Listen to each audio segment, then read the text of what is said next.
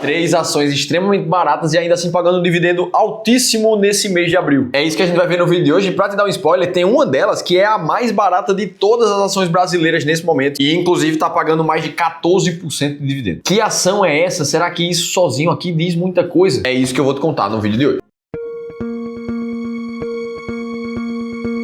Boa, vamos lá e já vamos para a primeira ação do vídeo, que é a construtora JHSF, que no código da bolsa tem quase o mesmo nome, JHSF3. Vamos começar olhando em termos de performance, que nos últimos 12 meses essa empresa aqui apresentou uma queda, na verdade, de mais de 13% na cotação, mesmo já considerando os dividendos na conta. Se a gente tirasse os dividendos, a queda seria de 17%. O que é que explica essa queda? Fica a pergunta. O fato é que o resultado do quarto TRI da JHSF foi divulgado há pouco tempo atrás, e boa parte da leitura por trás dessa queda de alguns analistas no mercado está justamente na migração do nicho de negócios na parte de construção que a JHSF vem fazendo nos últimos anos, entrando no ramo de hotéis, restaurantes, locação, clubes e aeroportos, que são nichos que entregam fluxos de pagamento diferentes dos mais acostumados e robustos do setor de incorporação que a empresa já atuava. Por conta disso, o mercado está precificando ela de uma forma diferente e o que a gente viu foi queda. Mas dito tudo isso, por que a JHSF está barata de fato? O ponto-chave aqui é a gente olhar para números de fato e não somente para narrativas. E o fato é que o EV/EBIT, principal métrica de valuation de uma empresa, hoje para a JHSF está em cerca de 4,6. O que, consequentemente, quando a gente inverte o EV/EBIT, a gente encontra o earning yield de uma empresa, que já supera os 19% por parte da construtora, colocando ela facilmente entre uma das empresas mais baratas da bolsa. Só que não é só isso, ela segue com um dividendo alto e é por isso que ela está aparecendo nesse vídeo de hoje. Quando a gente olha para o dividend yield dos últimos anos, a gente vê um crescimento gradativo desse número, chegando a bater a casa dos 10% e os quase 9,5%, que é o que ela está atualmente. Ou seja, preço descontado e o dividend yield dos últimos anos relativamente alto nesse momento. E aí eu sei que muita gente nesse momento se pergunta, Felipe, mas é melhor focar em ações de dividendos ou em ações baratas? Essa pergunta é genuína, afinal de contas tem gente que prefere receber um provento maior todos os meses, independente do potencial de valorização daquelas empresas. Agora, tem outro tipo de investidor que não faz tanta questão de receber dividendos e ele está focado mesmo no longo prazo. Por mais que ele tenha um pouco mais de risco, menos proventos, o potencial de retorno dele se torna maior. E é justamente por saber trabalhar todos os dias com diferentes perfis de investidor que a gente tem vários estilos diferentes de estratégias de investimentos. Só quando a gente fala de ações, a gente está falando de 3 diferentes. Uma para procurar ações baratas, outra para procurar ações com bons e constantes pagamentos de dividendos e uma outra para seguir uma tendência de mercado que a gente chama de momentum. E o fato é que a diferença de resultados se demonstra nos números. Para quem busca uma estratégia de ações mais baratas, por exemplo, o retorno nos últimos 25 anos foi bem superior do que quem tem puramente uma estratégia focada em dividendos. Por mais que a estratégia mais fraca tenha tido uma rentabilidade de quase 16% ao ano. Em compensação, o risco de uma estratégia de dividendos é bem menor do que uma estratégia de ações baratas. E é por isso que, se você não se preocupa muito com o fluxo de proventos mensais, muito menos com o risco de uma estratégia mais arrojada, ações baratas muito provavelmente é para você. Agora, se você quer uma carteira mais tranquila, com um fluxo de proventos cada vez maior na tua carteira, e mais ainda, com aquela sensação de dopamina, de ver o seu segundo salário caindo na conta quase todos os meses ali de dividendos das suas ações, então uma estratégia de dividendos é para você. O problema de verdade é não se basear em estratégia nenhuma e querer o resultado de todas elas. Isso é o que acaba acontecendo com a grande maioria dos investidores que entra ali no Google, vê as principais notícias falando de recomendações de ações, as que mais pagam dividendos, as que estão mais baratas. E o que acontece com a maioria desses investidores é que eles acabam tomando decisões baseadas em opiniões de terceiros. No fim, empilhando um monte de ativos de forma completamente aleatória na carteira. E para quem investe assim, já existem estudos mostrando que a rentabilidade média desses investidores fica abaixo de todos os índices do mercado e até mesmo da inflação. E pode ser que muita gente siga comprando aquelas ações que acreditam um pouco mais para os próximos anos, mas eu tenho certeza absoluta que daqui a 10 anos esse tipo de investidor vai querer ter começado a investir melhor hoje. E é justamente pensando em evitar esse tipo de erro e acelerar a tua jornada financeira que aqui no Clube do Valor a gente liberou mais algumas vagas para o nosso diagnóstico de investimentos 360 graus. Uma sessão onde um dos nossos especialistas vai olhar para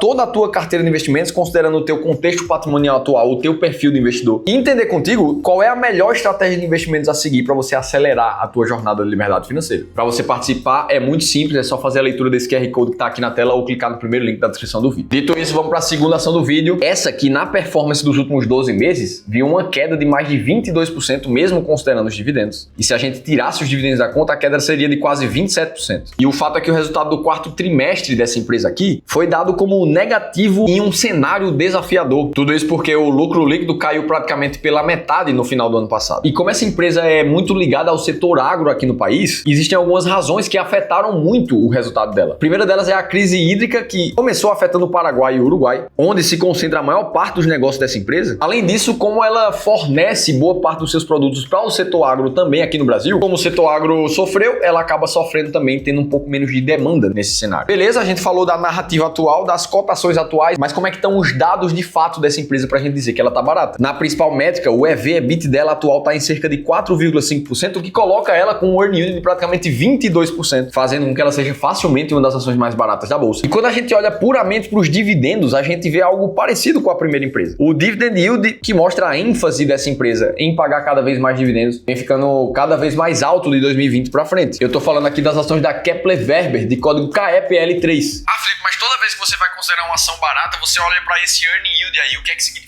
Ora, se você for colocar ali na tradução literal, o earning yield significa rendimento de ganho, mas que não fala muita coisa para o que a gente quer dizer de investimentos. Na verdade, o earning yield é uma divisão entre o lucro operacional da empresa, ou seja, tudo aquilo que ela realmente conseguiu gerar de valor com a operação dela, dividido pelo seu total enterprise value, que nada mais é do que o valor de mercado da companhia somado à sua dívida. Ou seja, é aquele valor, caso chegasse um comprador para uma empresa da bolsa hoje, o que ele teria que desembolsar e pagar por aquela empresa é o total enterprise value. Essa fórmula aqui nos mostra que quanto maior o earning yield de uma empresa, maior é o lucro operacional dela comparado ao seu valor atual. Então, se ela gera muito resultado, mas ela está cotada abaixo do que deveria, ora, essa é uma empresa barata. E olhando para 4 filtros diferentes no mercado, a gente chega nas 20 empresas mais baratas da bolsa, que inclusive nos últimos 20 anos tiveram um resultado de praticamente 5 vezes o que entregou a média do mercado brasileiro. Ou seja, uma estratégia com um racional claro e que teve uma performance muito clara nos últimos anos. Se você quiser conhecer ainda mais detalhes sobre essa estratégia e como ela foi criada, além disso, 10 empresas que estão atualmente dentro das mais baratas da bolsa, aí eu te convido a baixar um e-book que a gente escreveu contando tudo isso aqui em cima ou no link da descrição do vídeo. Dito isso, vamos para a ação número 3. Essa aqui, diferente das outras, teve uma performance positiva, com alta de mais de 27%, sem considerar dividendos, e com dividendos a alta vai para 49% nos últimos 12 meses. Isso tudo acontece mesmo com o desempenho abaixo do esperado por essa companhia no quarto tri de 2024. E aqui a gente já começa a ver que nem sempre o resultado de curtíssimo prazo tem toda a correlação que a gente esperava com a cotação da empresa.